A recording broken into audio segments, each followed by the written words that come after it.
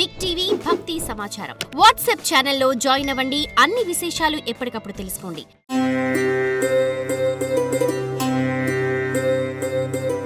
గురుగారు, తదుపరి శ్రీ విశ్వవసునామ సంవత్సరంలో కన్యా రాశి వారికి సంబంధించి వ్యాపార రంగంలో కానీ విద్యా రంగంలో కానీ ఎటువంటి ఫలితాలు ఉండబోతున్నాయి?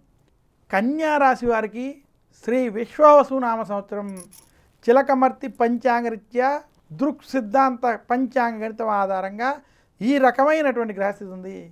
కన్యా రాశి వారికి ఈ సంవత్సరం విశేషంగా శని కళత్ర స్థానంలో అనుకూలంగా ఉండడం, కన్యా రాశి వారికి బృహస్పతి దశమంలో అనుకూలంగా సంచరించడం, రాహు 6వ స్థానంలో, కేతు వ్యయ స్థానంలో అనుకూలంగా సంచరించడం చేత శ్రీ విశ్వవసునామ సంవత్సరం కన్యా రాశికి అద్భుతమైనటువంటి సంవత్సరం.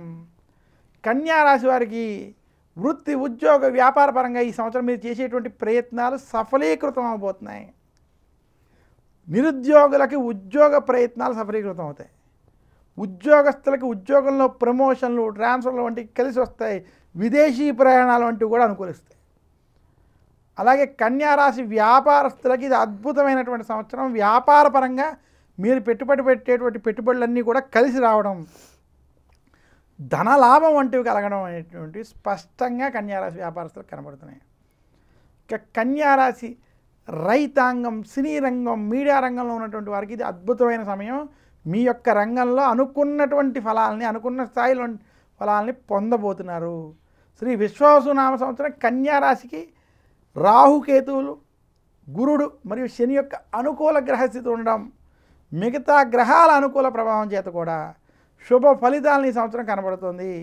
విద్యార్థులు ఈ సంవత్సరం మధ్యస్థం నుండి అనుకూల ఫలితాలు పొందుతారు. కన్యా రాశి వారికి మొదటి 6 నెలలు అద్భుతమైన ఫలితాలు, తర్వాత 6 నెలలు మధ్యస్థం నుండి అనుకూలమైనటువంటి ఫలితాలు ఉన్నాయి.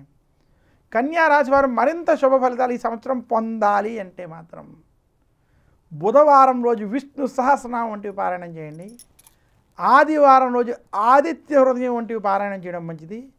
శుక్రవారం రోజు కనకదారా స్తోత్రం వంటి స్తోత్రాన్ని పఠించండి అని సూచిస్తున్నాను. For more videos like this, subscribe Big TV channel.